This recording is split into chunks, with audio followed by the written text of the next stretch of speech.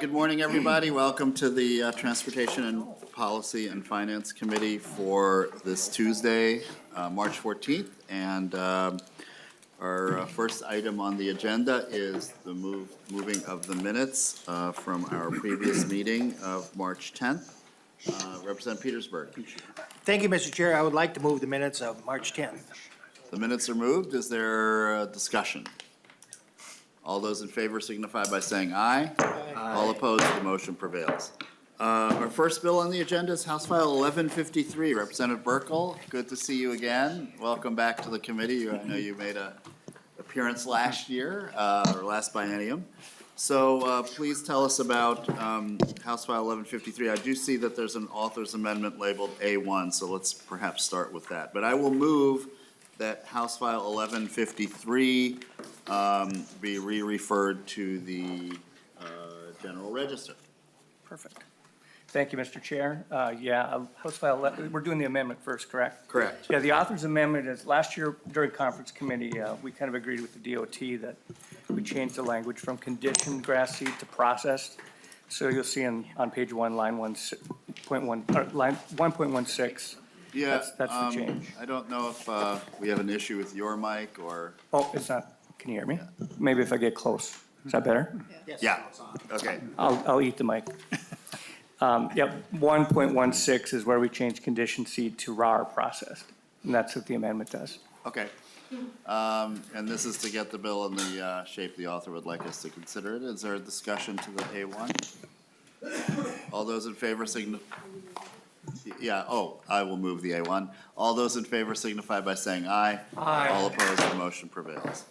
Okay, now we have 1153, House File 1153 as amended. Sure. All right, thank you, Mr. Chair. Yeah, House File 1153 is a bill to clarify that grass seed that has been run through a cleaning or screening mill still qualifies as an ag product for purposes of the Special Farm Product Permit Program. Current law clearly states the grass seed that has been harvested from a field is an agricultural crop and qualifies for the permit, but it is not clear whether grass seed that has been cleaned in a screening mill continues to be considered an ag crop. This bill makes it clear that the clean grass seed remains an agricultural crop. This legislation was included in last year's conference committee, as I said during the amendment. However, the conference committee agreement was not adopted, so we're bringing the bill back this year. With me today is Bruce Clavin. I'll let him kind of represent the Turf Seed Council, and he can tell you more about the bill. Welcome to the committee, Mr. Clavin. Please state your name for the record and proceed with your testimony. Well, thank you, Mr. Chair. Bruce Clavin, I represent the Minnesota Turf Seed Council. I want to thank you, Mr. Chairman, for scheduling us before the second deadline, and to Ms. Swigert and Mr. Burris for getting our amendment prepared so quickly yesterday. The section of law being amended here is a provision for special permits on hauling ag products. It allows these products in this list to haul 90,000 pounds on 6 axles or 97,000 on 7, and that dates back to 2008. The issue being, what we're trying to solve here has to do with moving the grass seed on container trucks to Winnipeg, where they'll be loaded on a unit train. And so when this comes off the combine uncleaned, it's clearly an ag product under line 1.10. When they remove the hulls and the screens and the foreign material, it's still the same product, it's just been cleaned. And when they load their unit, or when they load the containers, right now they can put 44,000 pounds in. To do it full would be 55. That brings the overall weight of the truck up to 92. And so this would allow the cleaning mills to haul 97 on 7. They'd only be 92, but they could use the 7 axle permit. And that's really all that's happening here. Thank you for your testimony. Any questions or comments for either the author or the testifier? Did you want to add anything, Representative Burkel? No, thanks. Okay. Committee discussion? All right. Final thoughts that you want to share with the committee, Representative Burkel? Thank you, Mr. Chair. Nothing pressing, nothing heavy here. I know you have bigger bills to talk about today, although this one's pretty weighty. No Very pun nice. intended. Good one, good one. Actually, I just want to make sure, I'll check before we vote that there's anyone else that wants to testify on this bill. Okay. With that, I will renew my motion that House File 1153 as amended be re-referred to the General Register. All those in favor signify by saying aye. Aye. All opposed, the motion prevails. Thank you, Mr. Chair, members. Thank you. I believe Representative Tabke is close to being here. I know he was delayed with some traffic, but we'll just hold here for him.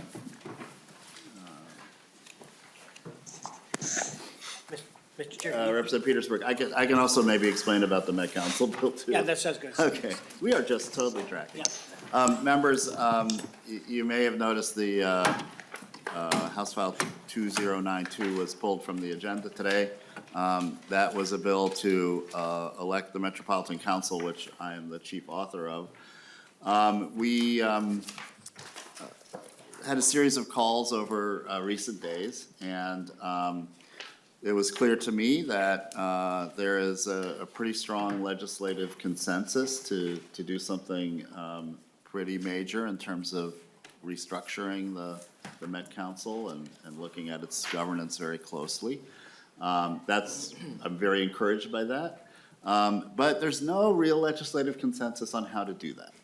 And so what we've done is, you'll see an amendment, I believe has been posted, to form a working group here in the interim to come up with some solutions. A number of proposals have been circulated, in recent years, from direct election to doing a council of governments to doing a combination of elected and appointed officials, et cetera. Some then major restructuring of the agency itself in terms of its functions. And so we'll look at those options in the interim, and that's what the bill has evolved into. So, I think I've talked to chairs, both, I've talked to Representative Petersburg as well as the chair and ranking member of state government, which is the bill, another committee of jurisdiction for this bill, where it would go after we consider it. And again, while there's still some details to be worked out, I think the general concept of stepping back and really having a good public process and looking at all the options is emerging. There's an emerging consensus about that approach. So we'll hear that on Thursday, and that's why it's pulled today. There just wasn't enough time to, fully engage, with the public on this new concept. So that's why we decided not to do it today. Representative Petersburg. Yes, thank you, Mr. Chair, and I know you and I chatted, and because this amendment, we weren't going to be able to get till today, was such a massive change, I think it's wise on your part to hold it for next Thursday, or this coming Thursday, because that helps with if there are any other amendments and stuff that we might have. So thank you, Mr. Chair, for doing that. And thank you, and before we get to Representative Tabke's bill, we'll just get him settled here. A few people have said fine and good, but, we've had a few of these committees and commissions over the years, and why is this different? And so I would simply answer by saying we've never had anything legislatively led and legislatively initiated. I think the conditions, I think some of the issues that have appeared in recent years are different than we've had before with this agency, and speak to a little more urgency on this question. The other committees have come up with the same conclusion, staggered terms. And I don't believe that that is going to really be what we're looking for. And I haven't talked to any legislator that feels that that's sufficient. So while we can't prejudge the outcome of what the commission will do, my sense is that we'll be looking at something a little bit more substantive than that, Representative Petersburg and members. So with that, I'm glad we got that clarified. Thank you. And we will now hear from Representative Tabke. House File 1600.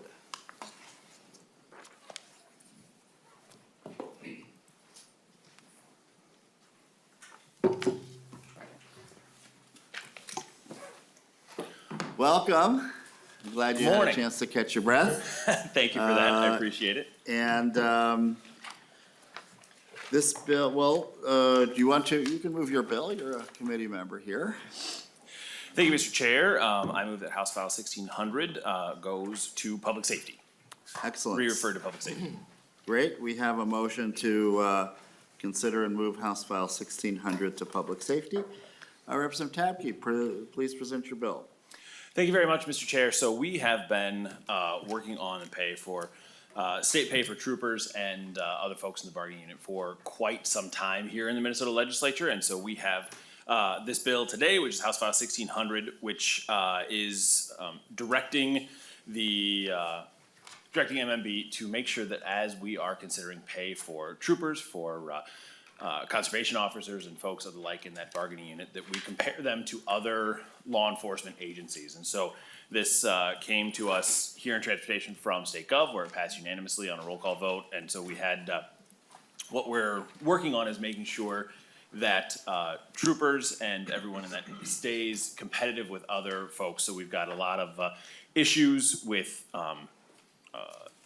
classes not being filled for troopers and folks leaving from troopers, and we need to make sure that that stops. And Mr. Chair, we have a testifier for today, Mike Ledoux from the Troopers Association. Okay, thank you very much. We'll hear from Mr. Ledoux, and then we'll engage in committee discussion.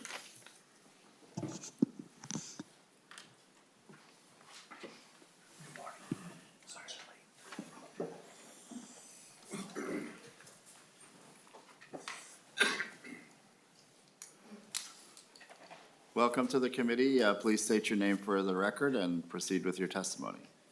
Mr. Chair and committee members, my name is Mike Ledoux. I've had the honor and privilege of being a state trooper for 29 years. I'm the president of the Minnesota State Patrol Troopers Association, and I testify today in that role. I'm also the current chair of the Minnesota Law Enforcement Association, which represents all non-supervisory state law enforcement officers during collective bargaining. I would like to express my gratitude to Representative Tabke for authoring House File 1600 and for his unwavering support for all state law enforcement officers in addressing the wage disparity issue. Additionally, I would like to extend my thanks to the 20 co-authors as well. The purpose of this legislation is to provide a sound and comprehensive system for determining appropriate compensation for state troopers and other state law enforcement officers. In February of 2021, the legislative auditor released a clear, concise, and objective report detailing the large wage disparity for state troopers when compared to the 34-city comparison group, which was established by the legislature in 2020. The OLA report indicated that the top base wage that could be earned by state troopers in 2019 was substantially less than top base wage available to police officers in most cities reviewed. The legislative intervention taken in the 2020 special session helped mitigate the disparity at starting wage, but a large disparity still exists at top wage.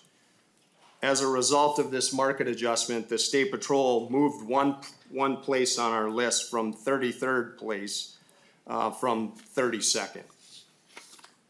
This disparity hurts career earnings, retirement benefits, and creates retention and recruitment issues. This wage disparity was created because of the practice of pattern settlement. For 5 years, from '03 to 2012, we received 5 years of zeros, which exacerbated this disparity. The practice of pattern settlement has done immeasurable harm to state law enforcement officers and their families for the majority of my career. As a result of the well-documented hiring crisis, experienced law enforcement officers have become free agents. They turn lower-paying agencies into training departments instead of destination departments. The State Patrol has been forced to have 2 academies a year just to keep up with normal attrition because of insufficient qualified applicants. We have been unable to fill 63 positions funded by the legislature. House File 1600 strengthens the salary survey language of 299 D03 and it provides much-needed legislative oversight for 9 years to assure that the wage disparity is eliminated and we can recruit, retain, and ultimately retire these dedicated public safety professionals. We have attempted to address the wage disparity for the last decade and have been unsuccessful. Because we are essential employees, we lack the ability to strike. We cannot solve our wage disparity problem with the same thinking that was used to create it. State troopers are not average, so I do not believe it is unreasonable to expect them to be paid at or above the average median wage of the comparison group that was established by the legislature. State law enforcement officers put service before self each day for the security, benefit, and protection of the citizens of Minnesota. Please recognize their service by supporting House File 1600. Mr. Chair, I would be happy to answer any follow-up questions and appreciate the opportunity to testify this morning. Thank you very much for your testimony, and Representative Petersburg. Thank you, Mr. Chair. I just want clarification. There's a spreadsheet out here from Law Enforcement Labor Services. It doesn't indicate what the wage is, but it looks like that's a monthly wage. Is that correct? Mr. Chair, Representative, that is correct. Thank you. Representative Tabke?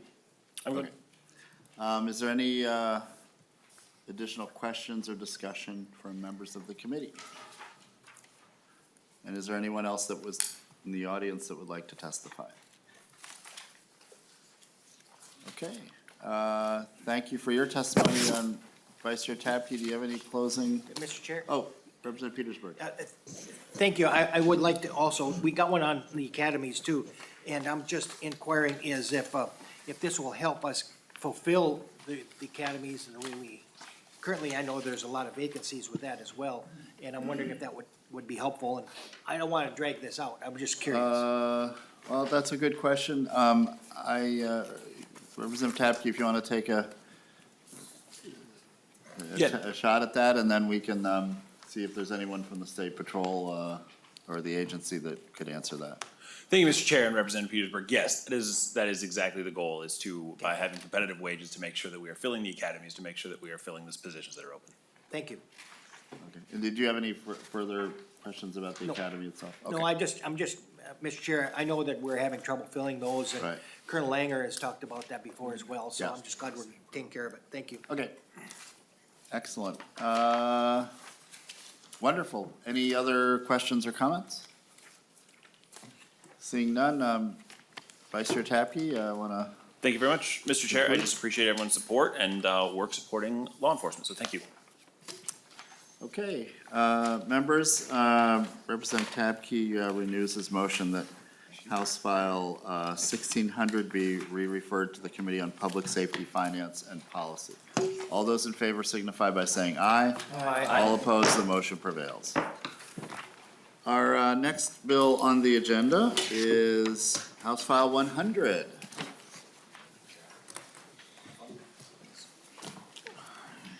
Welcome to the committee, Commerce Chair Stephenson. Good morning.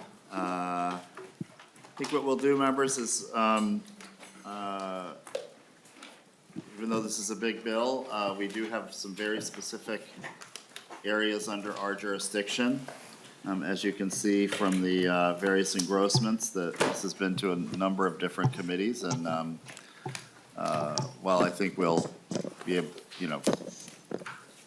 the bill as a whole, there are many different facets to it. We want to really confine our conversation to both the finance and policy issues related to transportation. And with that, I'll ask Chair Stephenson to go through the relevant parts of the bill for our committee, and then we can have testimony, questions and answers, and we have a number of amendments to work through as well. So welcome to the Transportation Committee, and look forward to hearing areas of our jurisdiction and highway. See, I'm always stuck on Highway 100. What can I say? House File 100. I thought you were stuck on Highway 10, Mr. Chair, and Thanks to the Oh, work. by the way, sorry, before you present your bill, I also wanted to let the committee know that we're actually moving this bill back to your committee. There are some changes which I think you can share with the committee that are coming on. So the motion for House File 100 is to move it back to the Commerce Committee. So today, we're moving this bill out of Transportation and to Commerce.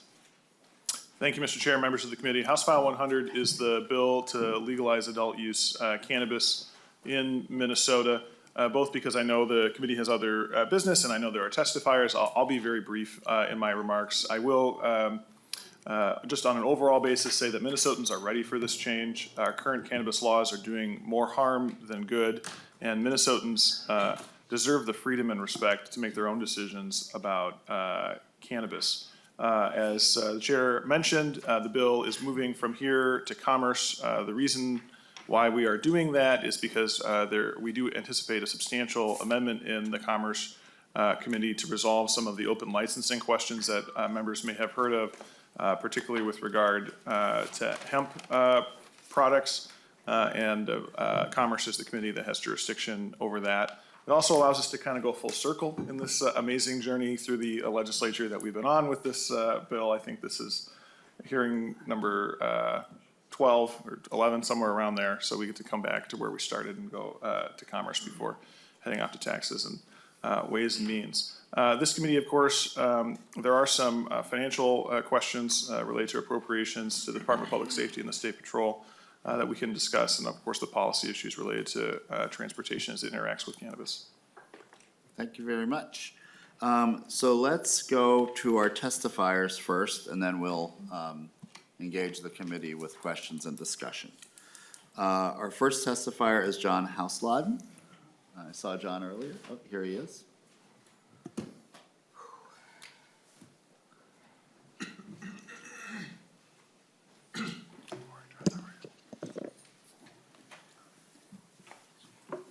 Welcome back to the Transportation Committee. Please state your name for the record and proceed with your testimony. Good morning, Mr. Chair. Good morning, members of the committee. My name is John Hausladen. I am president of the Minnesota Trucking Association. Thank you for the opportunity to testify today on House File 100.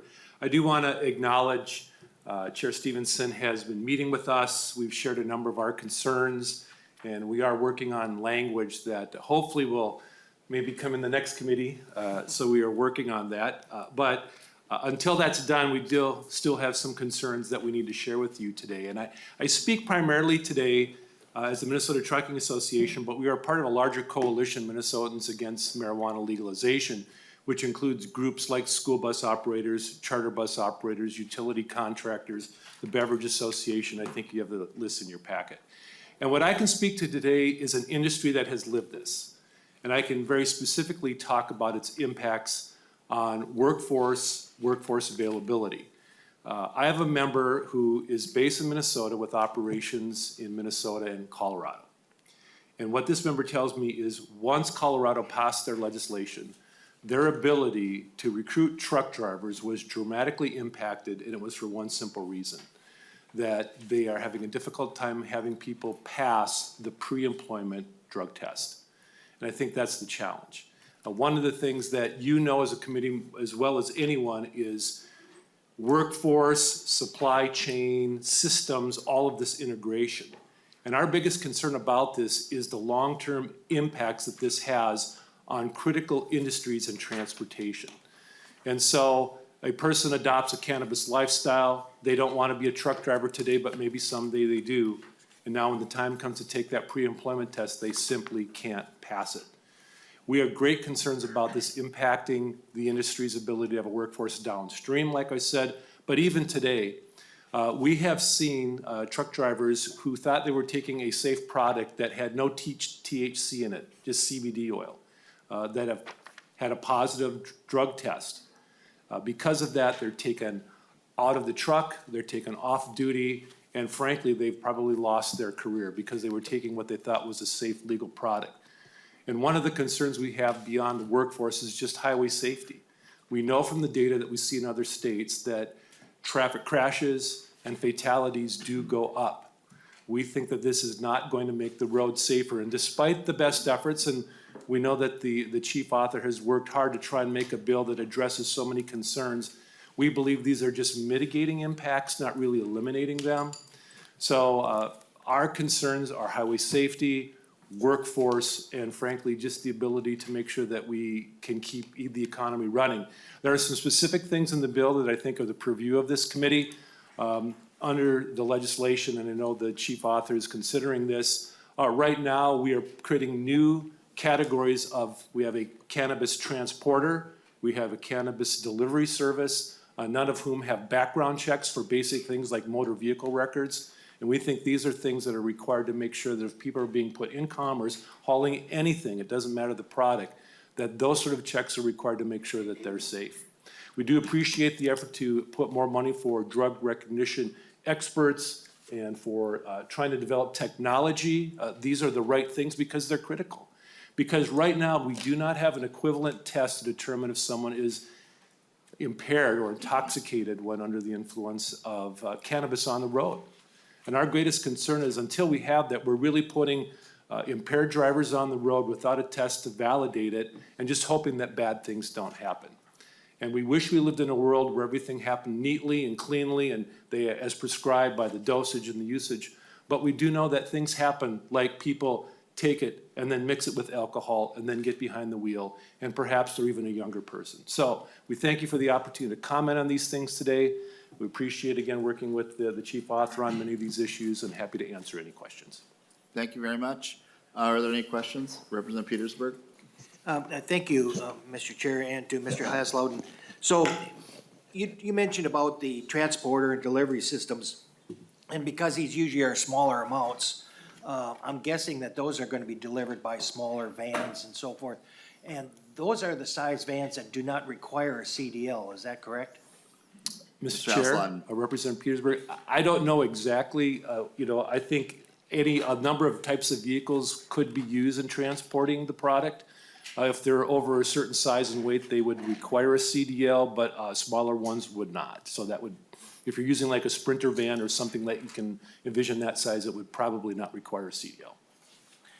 Representative Petersburg? Thank you. And then one other question that I don't know if you can answer it or somebody from the department. But my understanding is that if you are a light rail operator or train or boat or airplane operator, you aren't under the requirements of a CDL requirements in regards to cannabis as well, correct? Mr. Chair, Representative Petersburg, the bill specifically addresses the CDL component, which that is our members. But I would just state that every US DOT transportation mode has mandated drug and alcohol testing, air, rail, water. There is language in the bill that in different areas, I think attempts to address that. We would urge the author and the committee to think about being more explicit in that because we think there just are a lot of modes. And this is such a big bill to make sure that all those pieces are neatly tied together, I think is really critical. Thank you. Representative Petersburg? Maybe more questions later, Mr. Chair. Okay. Chair Stephenson? Mr. Chair, I just wanted to briefly say something to Mr. Haslowden before I forget, because he mentioned there's just so much going on here. He mentioned the background checks for the operators of these smaller systems. So what we did in the bill was we established that the office can make all sorts of requirements for background checks by rulemaking, because we thought that it was too much to parse out for each license what kind of convictions would disqualify versus which could not, and that was better handled by rulemaking. So that's how we did address that issue in the bill. Mr. Mr. Chair and Representative, we do appreciate that. Some of the language that we've been talking to Chair Stephenson is essentially the same language that a commercial driver is required in terms of just vehicle background checks. So we'll continue to work on that, but thank you. Thank you very much for your testimony.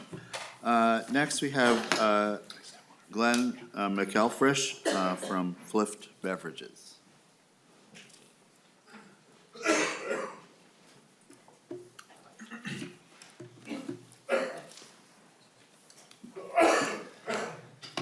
Welcome to the Transportation Committee.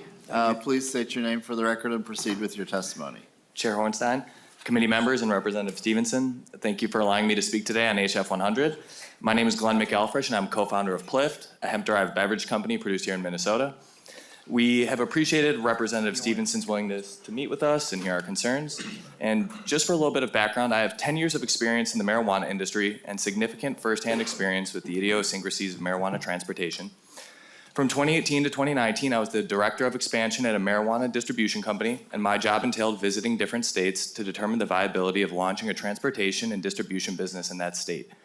After the security modifications to the 4 transit bans, securing and modifying a storage facility to meet any regulatory requirements, and monthly auto insurance premiums that often exceeded the vehicle notes, we never expanded into new markets. From 2019 until December 2022, I managed marijuana operations or submitted applications in states that required 2 drivers in every marijuana transport vehicle. These 2 driver requirements, which are in the current engrossment, raised product prices for patients and consumers and made it even harder for businesses, including social equity businesses, to reach profitability. When my business partner and I in Plift made the decision to switch away from marijuana-derived products to hemp-derived products, we were excited to move away from the regulatory requirements like the 2-driver rule and manufacture a trailer full of products to sell across state lines. We believe Section 10114 of the Agricultural Improvement Act of 2018 directly applies to hemp businesses like ours. That section explicitly states, no state or Indian tribe shall prohibit the transportation or shipment of hemp or hemp products produced. The ability to manufacture our products and in Minnesota, sell them in other states, and safely transport our products across state lines is critical to our success and ability to create hundreds of good-paying jobs for Minnesotans. So I was surprised to see a 2-driver requirement at 69.5 and various restrictions on the transportation and shipment of hemp in the current engrossment of HF 100. Article 1, Sections 9 and 30 directly conflict with the Agricultural Improvement Act of 2018 and the U.S. Constitution's Dormant Commerce Clause. This conflict is highly likely to result in litigation and delay the launch of HF 100's automatic expungement provisions and the commencement of adult use sales. Please do not let this important bill restrict the shipment of and transportation of hemp and hemp products. To be clear, Plift fully supports marijuana legalization, hemp businesses, and collaborating with law enforcement agencies across Minnesota by providing them the tools they need to keep our law enforcement officers safe, our roads safe, and our families safe. Mr. Chair, members of the committee, and Representative Stephenson, thank you once again for the opportunity to testify today, and I'm happy to answer any questions. Thank you very much for your testimony. Any questions? Okay, thank you very much. Representative West. Thank you, Mr. Chair. This is the first I've heard of these particular concerns, and I'm wondering, Chief Author of the bill has any comment on the changes recommended here? Chair Stephenson. Mr. Chair, Representative West, I think that there's room for discussion about this, the 2-driver rule. You know, the concern has been largely around the issue related to banking, which of course is less applicable to the hemp side of the equation. So I think there's a good point to be had here and some room for discussion. Representative West. Thank you, Mr. Chair. Thank you, Representative Stephenson, for the clear response. Obviously, he's not an opponent of the bill from hemp-derived businesses. I think this is something that could be addressed because it seems it's coming from a pro-cannabis side, so it's not necessarily trying to harm the bill. I think it could be an improvement worth considering. Thank you, Representative West. And thank you for your testimony. Next Chair. we have Linda Stanton.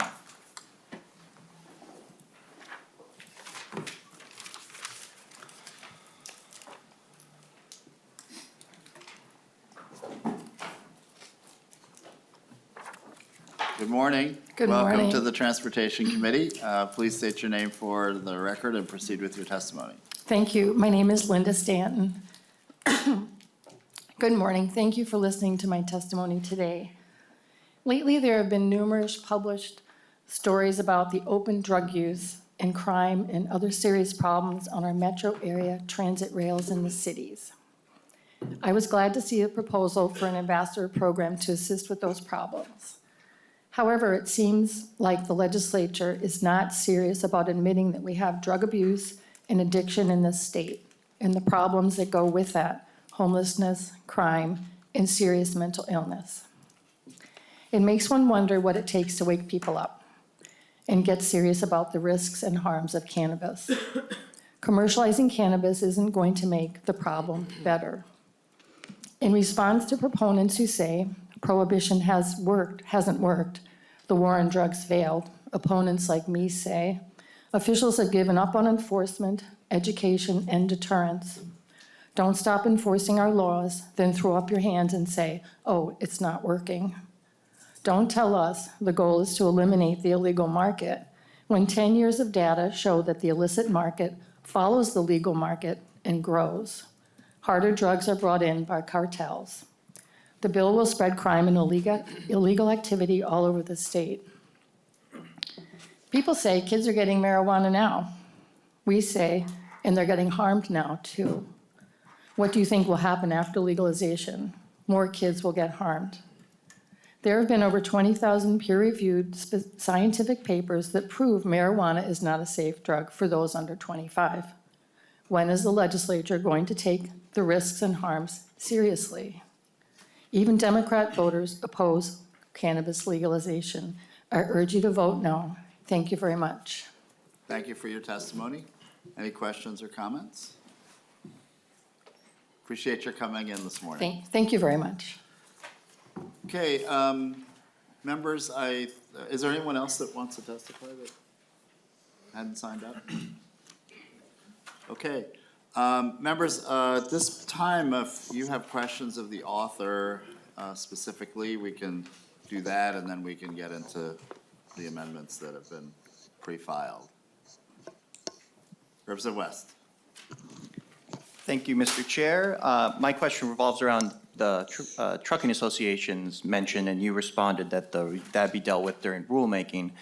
Could you quickly detail what type of rulemaking that is included in the bill and whether that rulemaking includes public input? Chair Stephenson. Mr. Chair, Representative West, yeah, there's a lot of rulemaking in the bill, as you can imagine, because we're standing up a new statewide agency. There is the ability for expedited rulemaking under the bill, but that does, as I'm sure you know, still include the ability for public comment, is my understanding. So I do expect public input.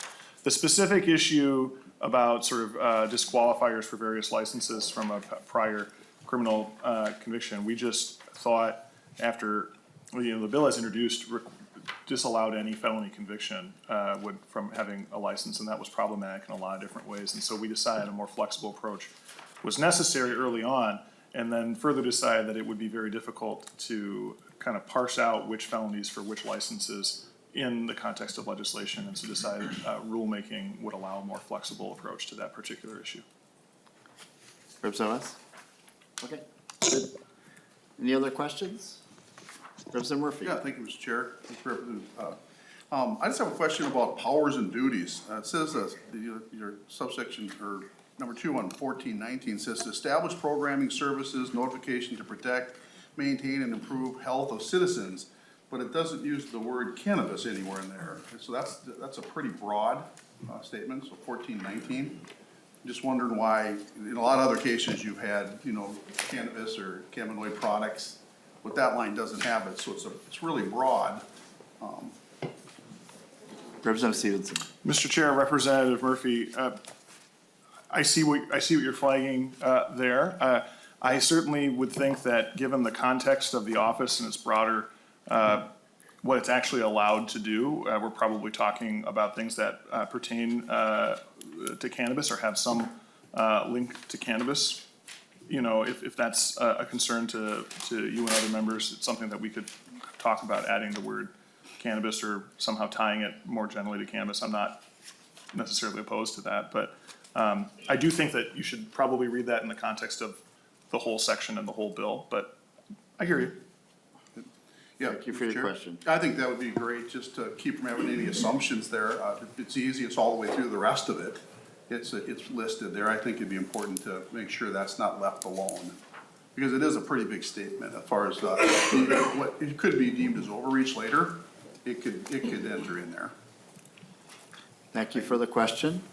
Representative Petersburg, and again, just a reminder, we want to make every effort to confine our questions and comments to the transportation-related matters here. Representative Petersburg. Thank you, Mr. Chair. I'm just going to ask, I think maybe after the amendments, when we get discussing the bill, it would be, I think, advantageous for us to hear from the State Highway Patrol on how enforcement might be handled in this regard. I think that's certainly under our purview if the department might be available later. Thank you, Representative Petersburg. It's very much in our purview. I think I would like to see, we'd like to get the testimony, general testimony and discussion done now before amendment. So if you would like to call up the State Patrol now, we could do that. That'd be great. Thank you. Okay. Is there a representative from the State Patrol that's available to answer questions?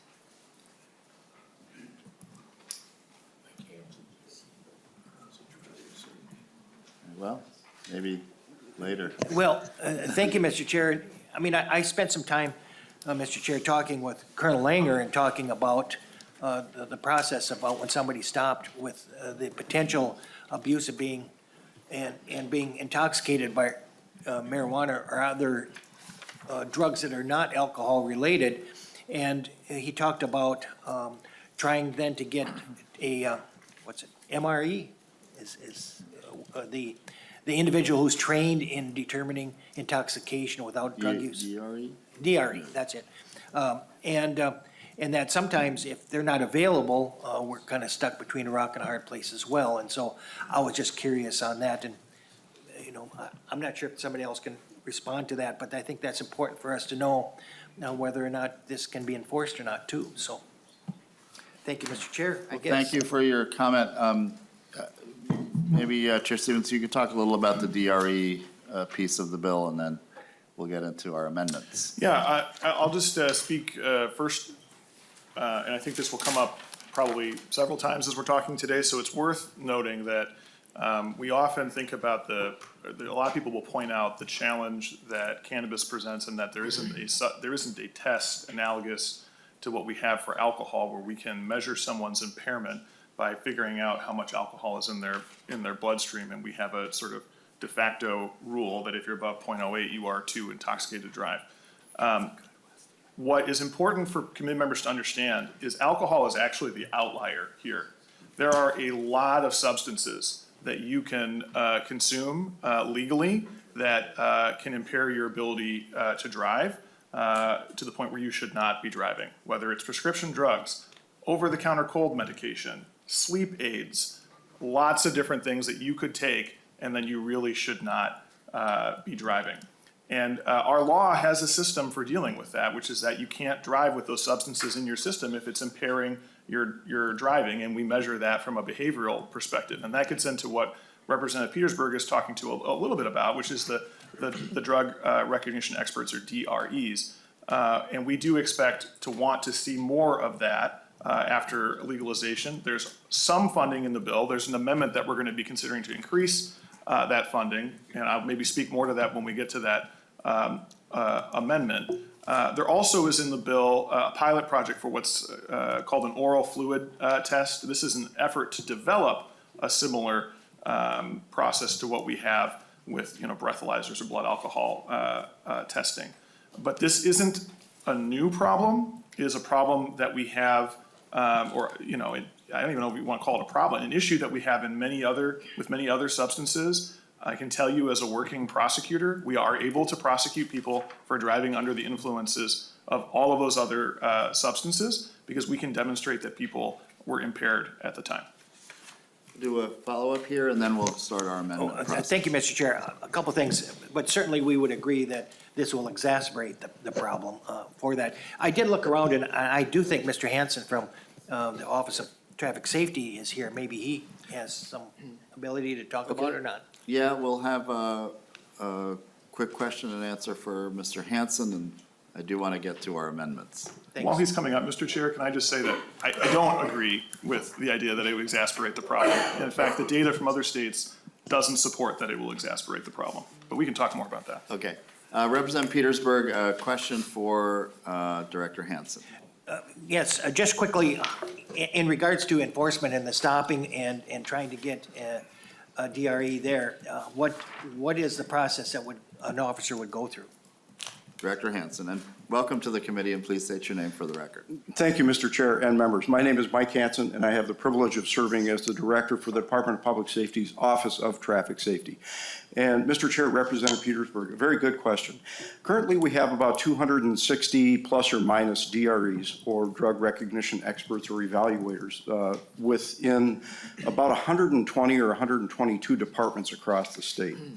If an officer encounters a driver who's impaired by something other than alcohol, and they wish to use the services of a DRE to assist them with that evaluation, they're going to check with their dispatcher, their communication center. They're going to see if there's one on or working in the area, either within their agency or within an allied agency, and then that DRE would be dispatched to the scene.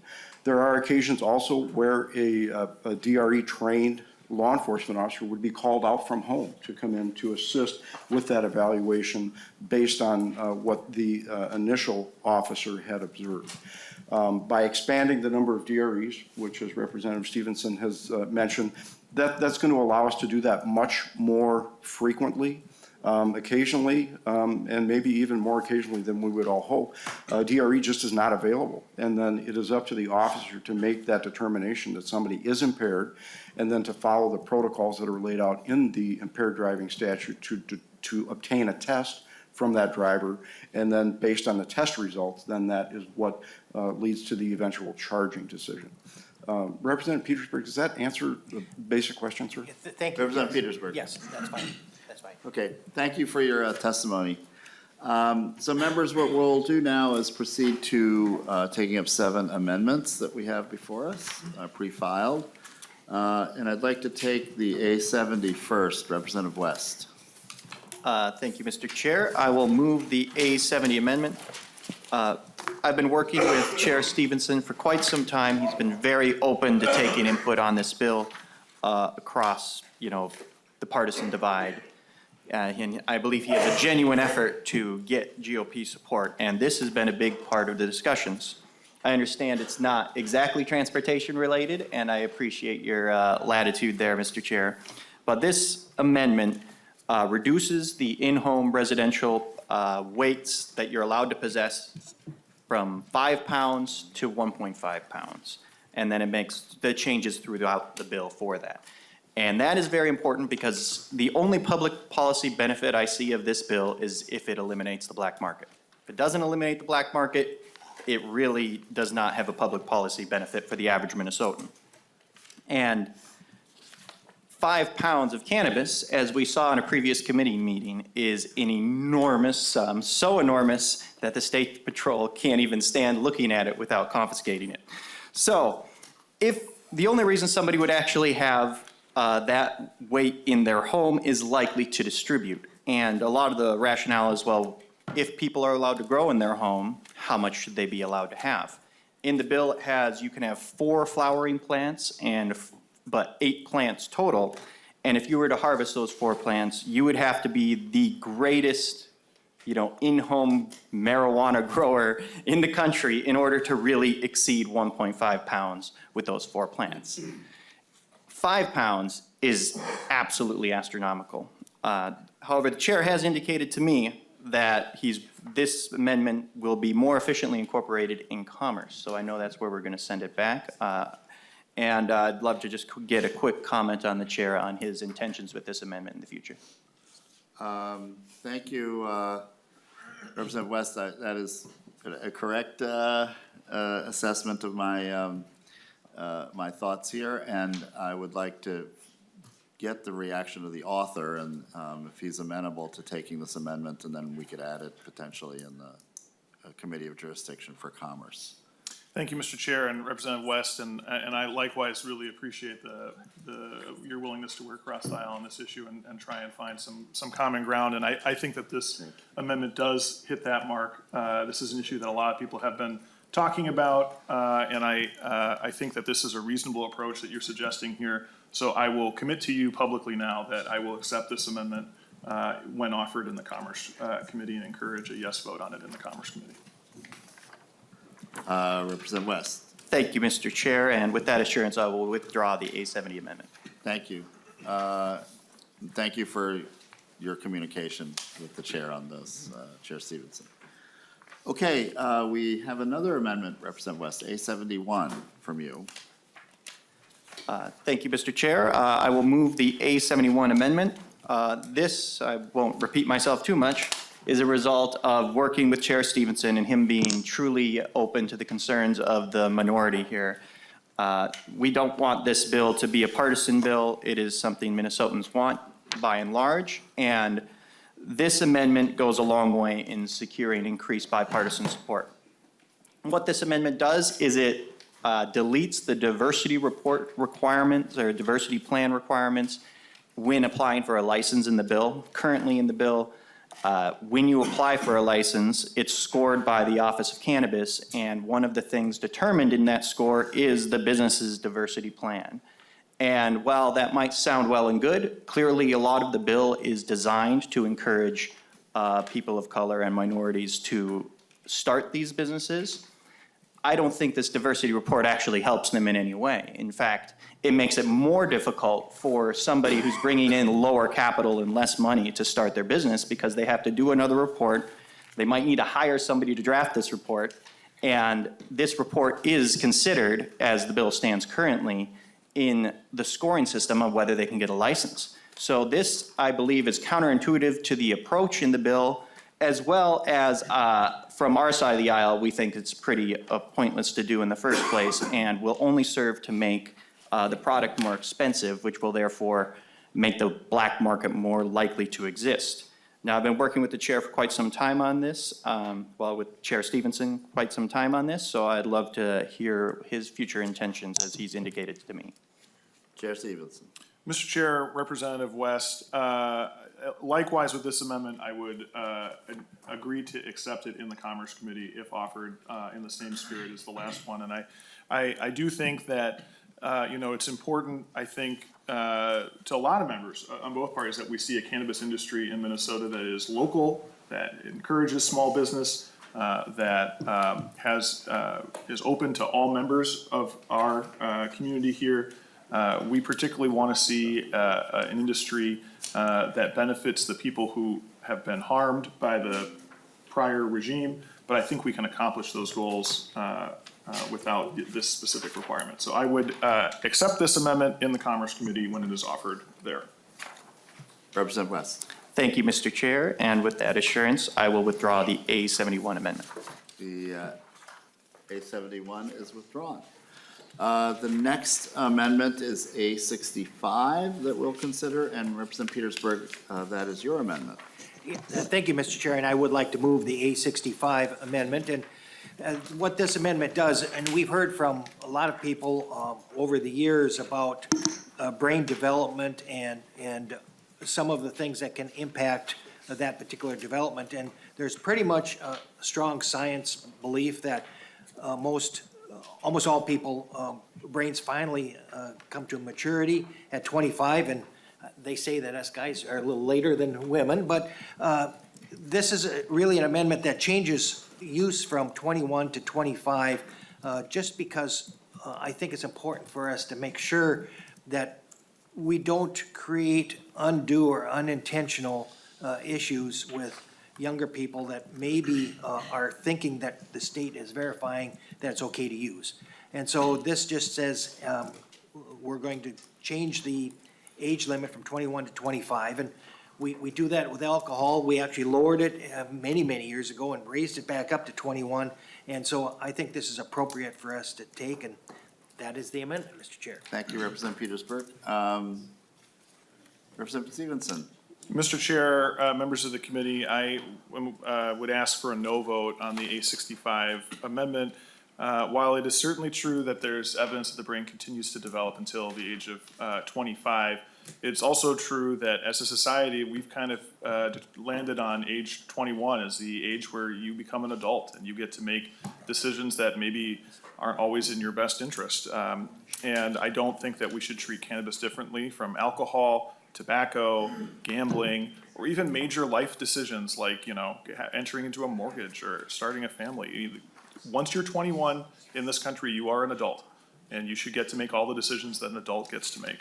And so I would ask for a no vote on the A65.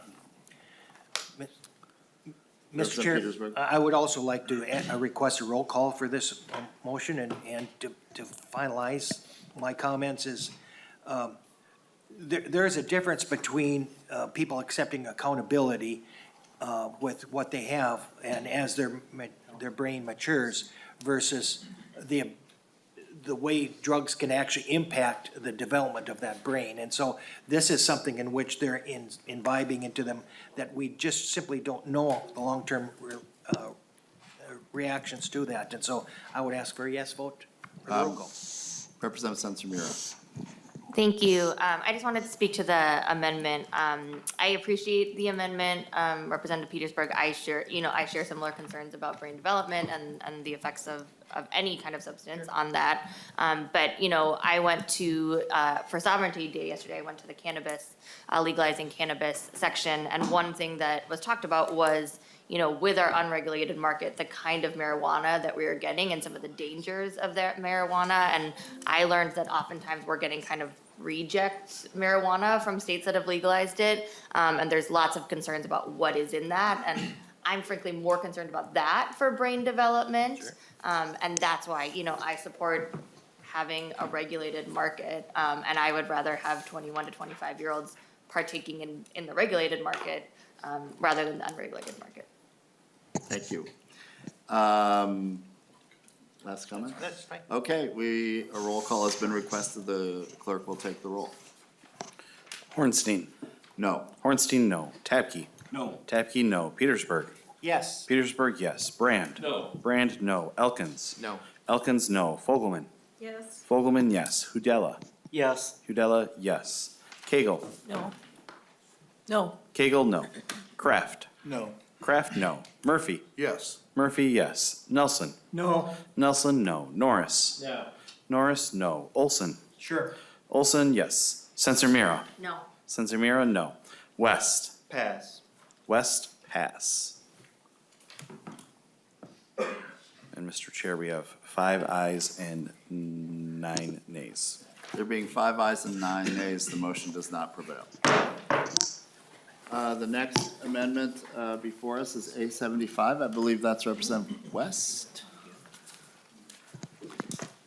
Thank you, Mr. Chair. This is a running theme with my amendments.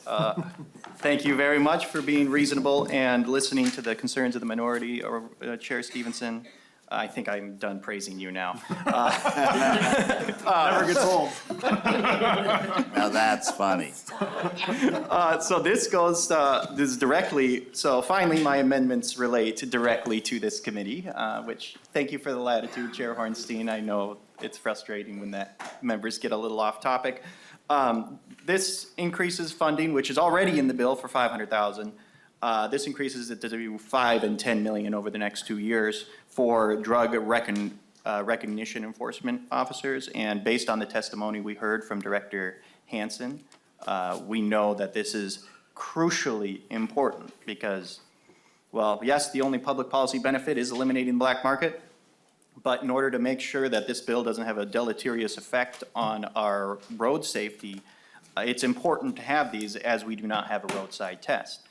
We need drug recognition enforcement across the board. It's going to take quite a few people. So just having 500,000 as exists currently in the bill isn't nearly enough.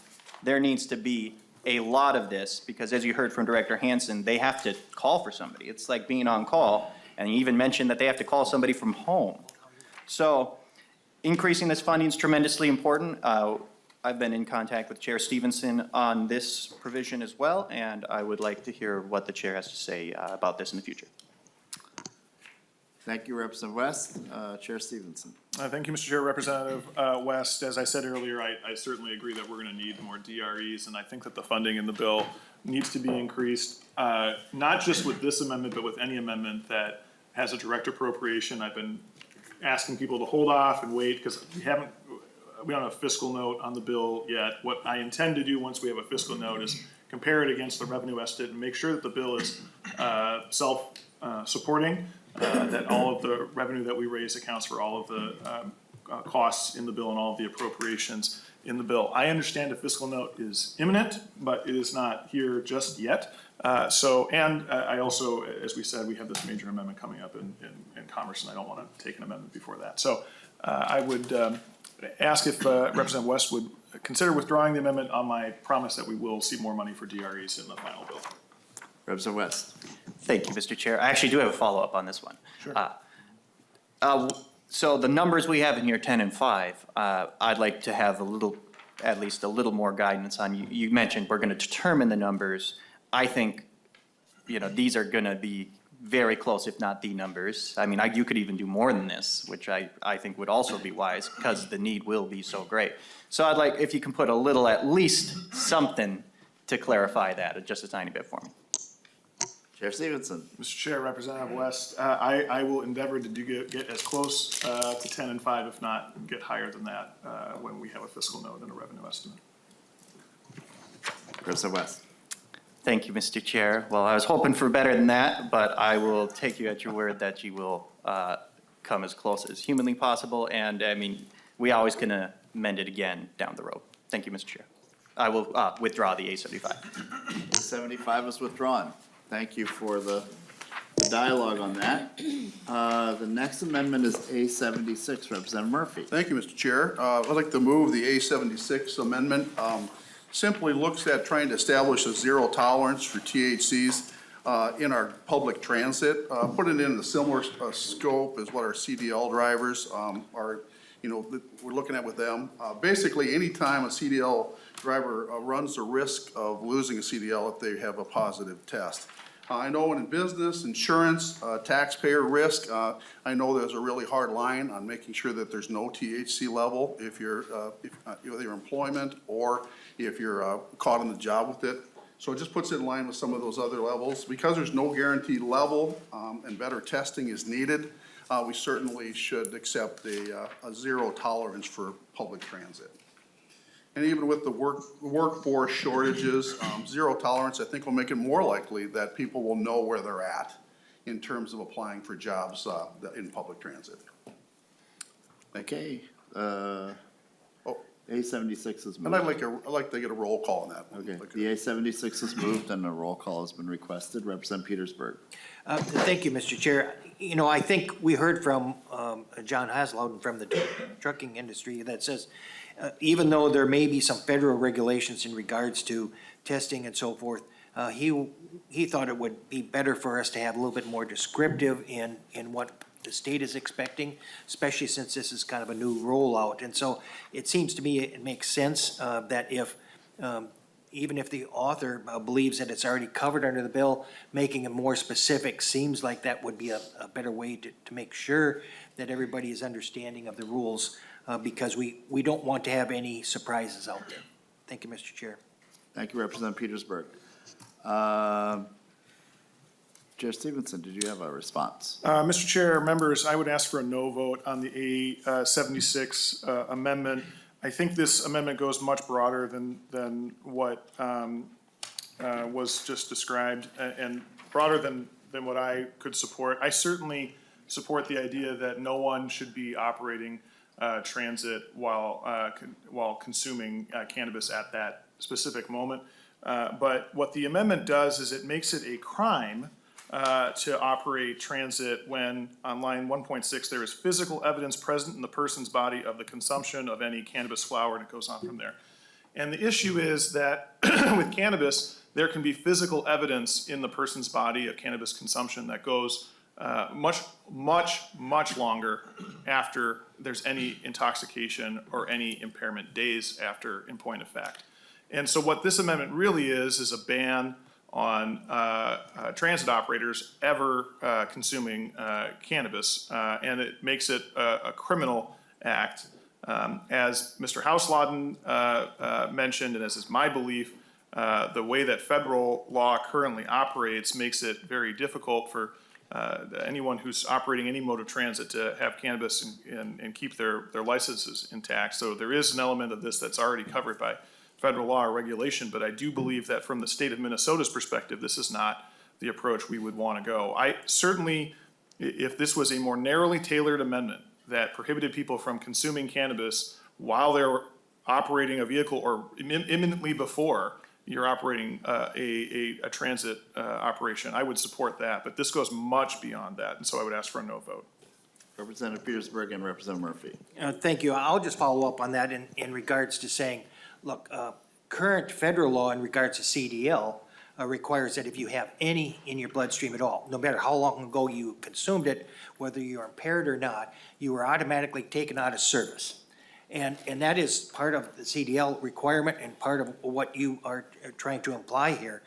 And so we're saying now, but if you're a transit operator, which is responsible for actually public transit, moving people around, that we're going to allow you to have THC in your system, even though the federal system doesn't have that. I think that's a dangerous message to put out there, and I think it needs to be restrictive because we are talking about the safety of those that are not only riding on the rail, but also those that are being confronted with that rail cars coming down the road at you when you're crossing the railroad, the track. So this seems like a very appropriate position to take, and it's one that I think is actually supported by current federal law in regards to CDLs. Maybe we'll take, are there other questions? As the maker of the amendment, I will give you the last word. So I want to make sure there's, Representative Brandt, sorry. Yeah, I have a question for maybe more of our researchers. Is there something in federal statute already regarding this for transit folks across our country? Mr. Burris? Mr. Chair, Representative Brand, I'll have to look into it and get back to you. Thank you for the question. We will get back to you. Anyone else before I call on the maker of the amendment, author of the amendment? Representative Murphy. Mr. Chair, I think too, it'd be nice to know, since Mr. Hanson here with the Office of Traffic Safety and Public Safety is here, maybe it'd be nice to get his clarification on what happens to somebody with a CDL if they're deemed to be, under the influence. So it'd be nice to get a response from him. Mr. Hanson, you're busy today. Welcome back to the committee. I just want to make sure that you had heard the question, and if you need any additional clarification, Representative Murphy can help you with that. Thank you, Mr. Chair, Representative Murphy and members. I think I did understand the question. And it's a little bit outside of my normal area when we talk about the CDL regulations. I would really want to defer that to somebody from the State Patrol Commercial Vehicle section as far as what has to be detected in order to be disqualified at that time and placed out of service. And depending on the variety of substances or the type of substance, there may be a little bit different window that applies to that. So I apologize. I can't give you a definitive answer, but I want to make sure that you would get the correct answer. But I will reach out and I can get that information for you. Thank you. Representative Murphy and then Representative Kraft. Is there a window where you could be relieved of your CDL with marijuana? Mr. Chair, Representative Murphy, I believe there is, yes. Before you do your concluding comments or other comments, I'll call on Representative Kraft. Thank you, Mr. Chair. This is not a question for, it's just a comment. As I'm thinking about this, if an operator goes out and has an event and maybe Friday night goes out and has some drinks and gets intoxicated, and then Monday, but does this in a responsible way, and then Monday goes to steer the light rail, we wouldn't have an issue with that. So I struggle to see the difference in this situation. Thank you for your comment. Representative Petersburg, and then we'll have a last comment from Representative Murphy. Thank you. And the difference to the quick comment is that the body metabolizes marijuana differently than alcohol. Alcohol is very specific. We have studies in which says that every hour after you consumed alcohol, your blood level is going to go down, and so within a certain period of time.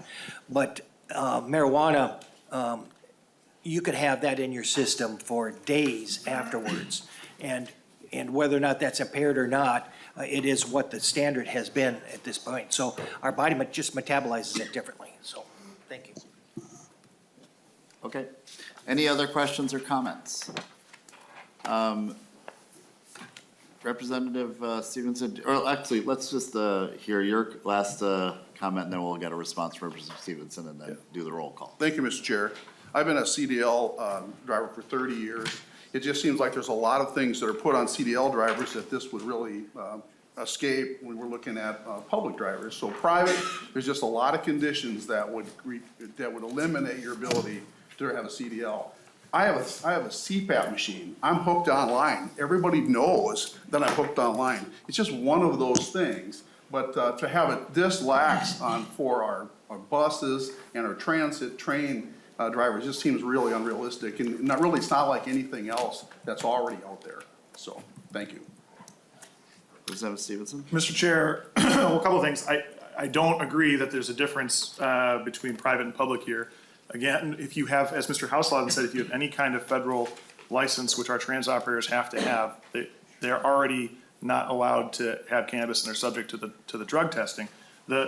I think Representative Kraft kind of hit the nail on the head here in saying that we're talking about making it criminal, because what this amendment does, we should be clear, is not just prohibit people from consuming cannabis if you're operating transit ever. It makes it a crime to have any amount in your body. It goes much beyond what we're discussing. It makes it a criminal act, and that's worth noting. But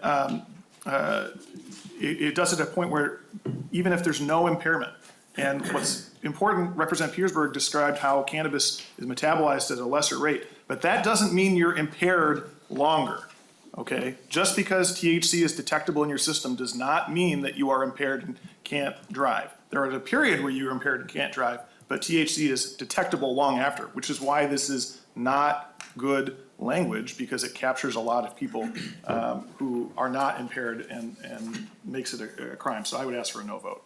I will take a comment from Representative Wilson, then we'll vote. Thank you, Mr. Chair. Question based off of what you just stated. You said that there's a level in which impairment is, well, there's still some can you tell me what that number is? At what number, what THC level is impairment at and not at? Can you tell me that, please? Chair Stephenson. Mr. Chair and Representative Olson, as I said earlier, alcohol is really the outlier here, where you have a defined level in statute. For no other substance is there such a thing.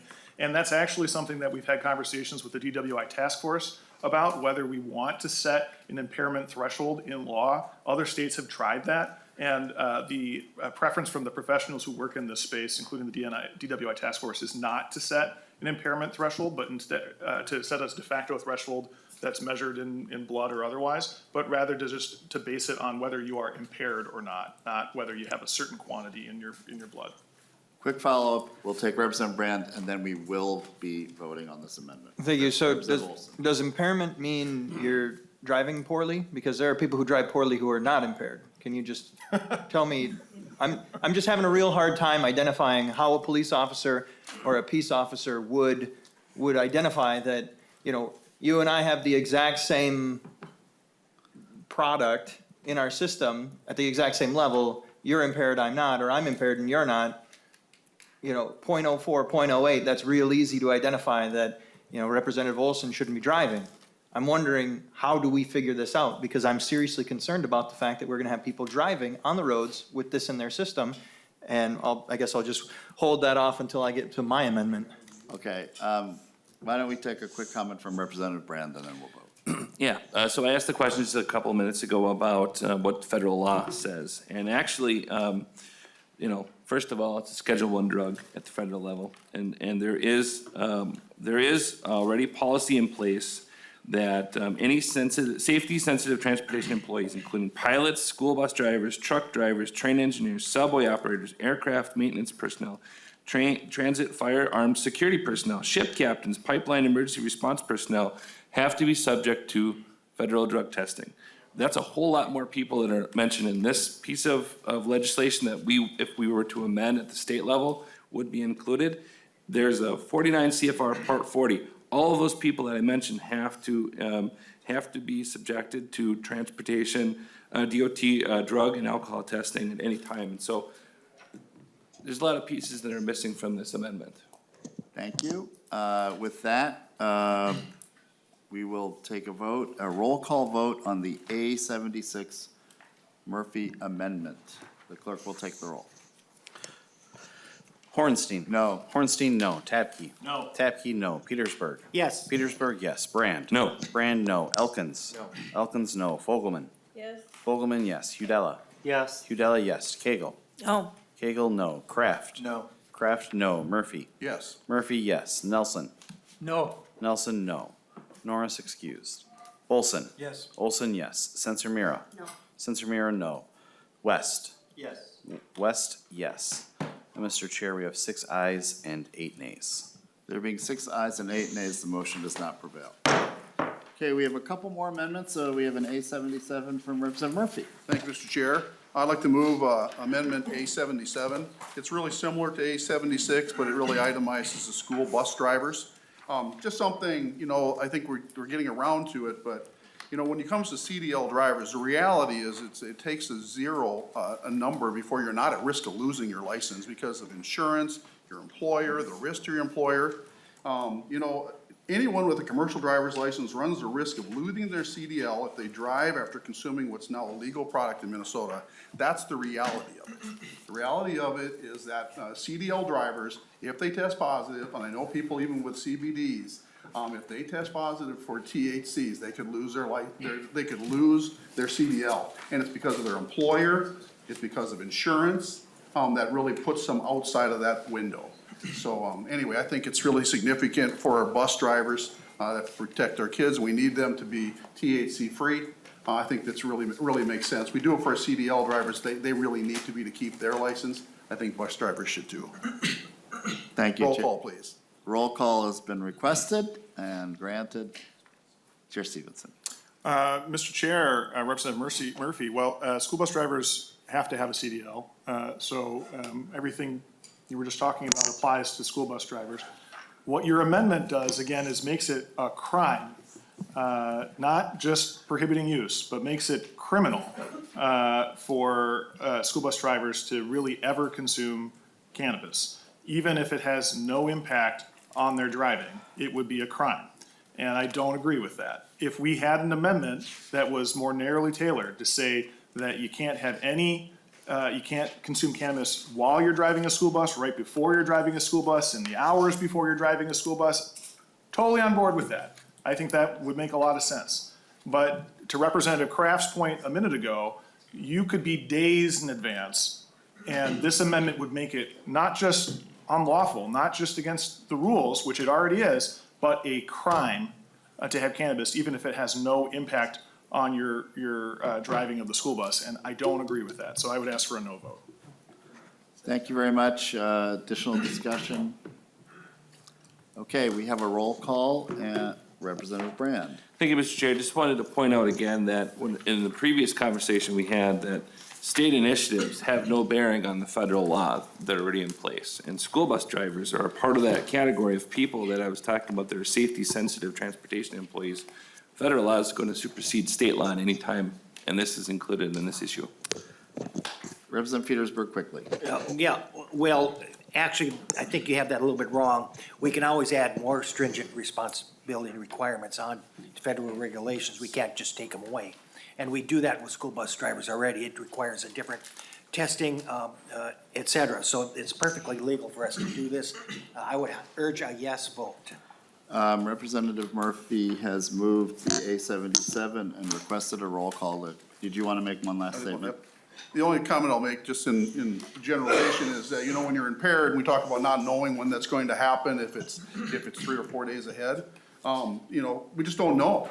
That's the problem. We don't know if he's impaired or the person's impaired, he or she. That's the problem. That's why it needs to be 0. Anyway, Thank you. Okay, the clerk will take the roll on the A77 Murphy amendment. Hornstein. No. Hornstein, no. Tabke. No. Tabke, no. Petersburg. Aye. Petersburg, aye. Brand. No. Brand, no. Elkins. No. Elkins, no. Fogelman. Yes. Fogelman, yes. Udella. Yes. Udella, yes. Koegel. No. Koegel, no. Kraft. No. Kraft, no. Murphy. yes. Murphy, yes. Nelson. No. Nelson, no. Norris excused. Olson. Yes. Olson, yes. Censor Mira. No. Censor Mira, no. West. Yes. West, yes. Mr. Chair, we have 6 ayes and 8 nays. There being 6 ayes and 8 nays, the motion does not prevail. Okay, our last amendment is the A78 amendment from Representative Olson. Thank you, Mr. Chair. I'd like to move the A78 amendment. The amendment is moved. Proceed. Perfect. Thank you, Mr. Chair. So this amendment would create a zero tolerance with regard to any individual driving with a THC level. Now, the author of the amendment has already stated that this is not practical, as he would say, but also he's not providing any practical solution to making sure that our roads are safe. Now, I would like to just point to a little bit of some issues here. The Sheriff Association has testified that there is no way that they can confidently know when someone's under the influence of THC. And so this amendment would be necessary due to the fact that until we know where that level is, how we can figure out a better way of testing, a better way of figuring this out, this would be a pertinent amendment. Now, I'm going to go to some numbers here. The Department of Public Safety in 2020 stated that there were $1.6 billion worth of economic losses due to car accidents on Minnesota roads. There was 101,914 motor vehicles involved in crashes in 2020, and there were 394 individuals who were killed while driving on the roads. Now, there was also a study in 2022, the Insurance Institute of Highway Safety found that after marijuana legalization, the rate of car crashes with injuries increased by nearly 6%, while fatal crashes rose by 4%. So I'll do a little bit of math for you. So this study found that you'll have $96 million more in economic losses when you vote for this bill. You'll have 6,115 more vehicles involved in crashes, and you'll have 16 more people who will die on Minnesota roads every single year as a result of this result of this bill. So the author of the bill stated that, our current laws regarding marijuana do more harm than good. But we've also had the chief of police who testified that in states where recreational marijuana is legal, the black market still thrives. So I'm wondering, how is the death of 16 more people per year good? Because that's what his claim is. We're going towards zero deaths. That's what we're trying to do. We have policies in place that are going towards zero deaths on the road, and this is exactly the opposite. And so until we have some way of identifying at what point you are impaired with marijuana, we need to move away from it. We cannot be doing something like this that will endanger the lives of Minnesotans willy-nilly. Just wanton, irresponsible behavior. I would ask that you vote yes on this amendment. A zero policy is necessary until we come up with a way in which we can actually test whether or not you are intoxicated or under the influence of this drug. It is necessary for people's lives. I would ask for a roll call vote on this as well. Thank you. Representative Stephenson. Mr. Chair, Representative Olson, I'd ask for a no vote on this amendment. And rhetoric aside, I think that the approach you're taking here is not correct, it's not supported, and it's not consistent with other things in state law. I don't see you or anyone else offering a bill that says that you can't have any Ambien ever and drive, or any prescription drug and drive, or Benadryl and drive. These are all substances which are already currently legal under Minnesota law, where the arguments that you just made also apply to those substances. We don't have a test to see if there's enough Ambien in your system that it impairs your driving, but no one's introduced a bill to say you can't drive a car if you have any Ambien in your system. This just isn't the right approach to this. You mentioned some studies. I will tell you that there are studies that show other results. The data is mixed and inconclusive on this result. Part of it is because of the issue that we keep talking about, which is that cannabis is detectable in your blood long after impairment. So pointing at exactly what causes a motor vehicle crash is, with that data limitation, causes some studies to do some weird things. And that's why you see different results depending on the methodology of the study. And you can find studies that show no increase or even a decrease if you go out and look for them.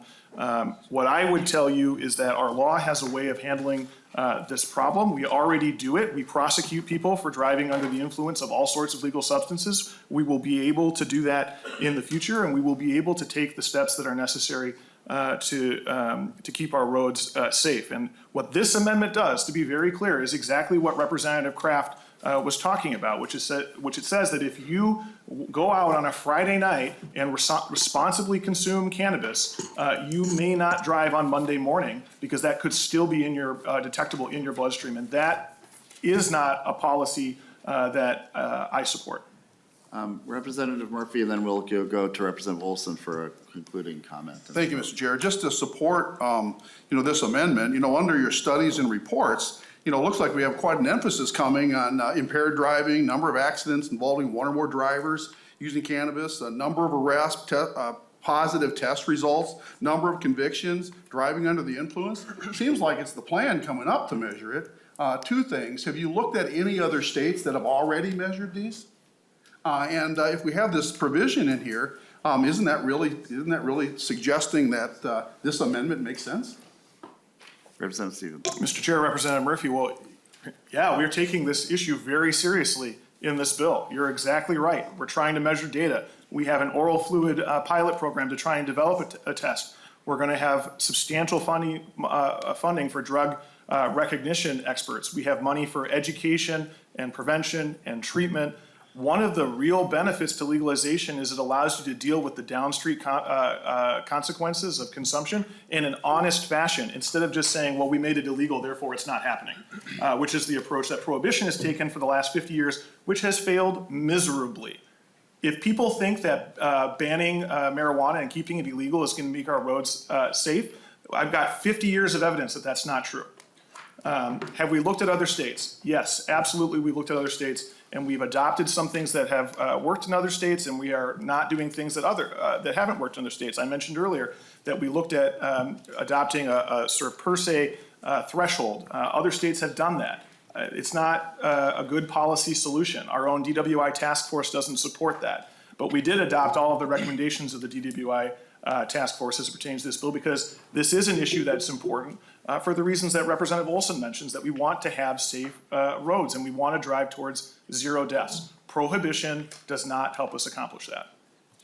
To the maker of the amendment gets the last word, Representative Olson. Thank you, Mr. Chair. I appreciate it. So to Representative Kraft's idea of intoxicating yourself on Friday night and not being able to drive on Monday morning, I'd be okay with that, because what I understand is that we have no idea what we're doing here. There is no test. There is no identifiable way in which we can tell you that you are safe to drive and you are not safe to drive. Once we have that, I'll be much more amiable to this idea.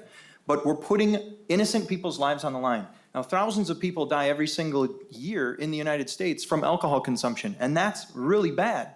We have an actual way in which we can test your intoxication level using alcohol. So at least we have something. In this case, we have literally nothing except for the fact that a police officer or a peace officer or a state trooper can stop you and look at you and say, you know what, you were driving rather erratically. Do you potentially have some marijuana in your system? That's it. That is all we have. And until we have something that is better than just a peace officer looking at you and saying, yep, that person's got it. Yep, he's done for. We need something. It's irresponsible. People will die, and you know it. I ask yes on this amendment. Okay, to the A78 amendment, the clerk will take the roll. Hornstein. No. Hornstein, no. Tabke. No. Tabke, no. Petersburg. Aye. Petersburg, aye. Brand. No. Brand, no. Elkins. No. Elkins, no. Fogelman. Yes. Fogelman, yes. Hudella. Yes. Hudella, yes. Koegel. No. Koegel, no. Kraft. No. Kraft, no. Murphy. Yes. Murphy, yes. Nelson. No. Nelson, no. Norris excused. Olson. Yes. Olson, yes. Sensimira. No. Sensimira, no. West. Yes. West, yes. And Mr. Chair, we have 6 ayes and 8 nays. There being 6 ayes and 8 nays, the motion does not prevail. Members, before we vote on the final bill, I wanted to just announce we'll stay a few minutes late so we can hear Representative Koegel's bill. I don't think that'll take long, but you never know. So, final comments on House File 100 before we vote. Thank you, Mr. Chair, if you're recognizing me. I think we've said most of what we wanted to say in our amendments here. First, I'd like to also request a roll call on the final passage. Roll call on final as well. passage. I think there are a lot of issues that are still dealing with, and I appreciate Chair Stephenson's work on this, because it's gone through a lot of committees. He's done a lot of hard work on it. But we still, sometimes we have to kind of be what I would consider the parents in the room. And I just personally, I can't approve of this bill, and so I would ask for a no vote. Thank you, Mr. Chair. Thank you. Quick final comments, Chair Stephenson. Thank you for the committee time. I ask for a yes vote. Thank you very much. We have a roll call on House File 100. I will renew my motion that House File 100 be re-referred to the Committee on Commerce. Mr. Petrie. Hornstein. Aye. Hornstein, aye. Tabke. Yes. Tabke, aye. Petersburg. No. Petersburg, no. Brand. Aye. Brand, aye. Elkins. Aye. Elkins, aye. Fogelman. No. Fogelman, no. Hudella. Pass. Hudella, pass. Koegel. Aye. Koegel, aye. Kraft. Aye. Kraft, aye. Murphy. No. Murphy, no. Nelson. Aye. Nelson, aye. Norris excused. Olson. No. Olson, no. Sensor Mira. Aye. Sensor Mira, aye. West. Aye. West, aye. And Mr. Chair, we have 9 ayes and 4 nays. There being 9 ayes and 4 nays, the motion prevails. You're on your way back to Commerce. Thank you, members, for a very good discussion. Appreciated it, appreciated the amendments and the substance of our conversation. We'll move to our final bill of the day, and that is House File 949. Representative Koegel. Thank you, Mr. Chair. I will move House File 949 to, I'm sorry? where is this bill going? I'm sorry, General Register or back to? Ways and Means. Ways and Means. Thank you, Mr. Chair. I'll move House File 949 to Ways and Means. Okay, House File 949 is moved to Ways and Means. Tell us about the bill. Thank you, Mr. Chair and members. House File 949 is the voter education bill. This is one we've been working on for a while, but just with the increase, I believe what it was at 16,000 new water vehicles registered in the, or motorcrafts registered in the state. And so really just want to make sure that folks who are out there using our waterways are doing it in the most responsible and respectful way. So with that, I can turn it over to my testifier real quickly. Okay, welcome to the committee. Please state your name for the record and proceed with your testimony. Good morning, Mr. Chair and members of the committee. My name is Adam Block. I've been a conservation officer for the past 18 years, serving as the DNR's boating law administrator for the past 5 years. I'm here today in support of House File 949 that will expand the requirements for boating safety education while on our waterways. I would like to thank Representative Koegel for bringing this bill forward. In 2022, Minnesota had almost 620,000 motorized boats navigating our waterways. As more and more boaters visit their favorite waterway, we continue to see increased congestion, which requires a greater degree of skill and education to safely operate their motorboat. In the 1990s, Minnesota became a leader in the country regarding boating education requirements when we established requirements for our youth to obtain boating safety education if they chose to operate a motorboat. While that was a great first step, unlike Minnesota, many states across the country have expanded the requirements over the years. This first step proved that further education saves lives, as we saw our boating fatality and injury numbers sharply decline after the youth requirements were signed into law. Minnesotans and the many others that visit this state value the experiences and memories made while spending a day on the water. However, too often these experiences and memories end in tragedy. Our 2022 boating fatality report is awaiting final numbers, but currently we have 15 fatalities listed, with the average age just shy of 42 years old, operating on average a 19-foot motorboat. With the added boating pressure we are experiencing, coupled with the amount of tragedy occurring on our waterways, I am asking that you support House File 949 to protect our waterways and make them safer for all users. Thank you for your testimony. Representative Olson. Well, this isn't a testimony to the state trooper or the DNR officer, so this is to the bill in itself. Sure. Perfect, thank you, Mr. Chair. And to the author of the bill, just curious, it states here that it's going to be effective July 1st, 2028 for those born on or after July 1st, 1987. Curious as to why you believe that I should need water vehicle training, whereas you wouldn't.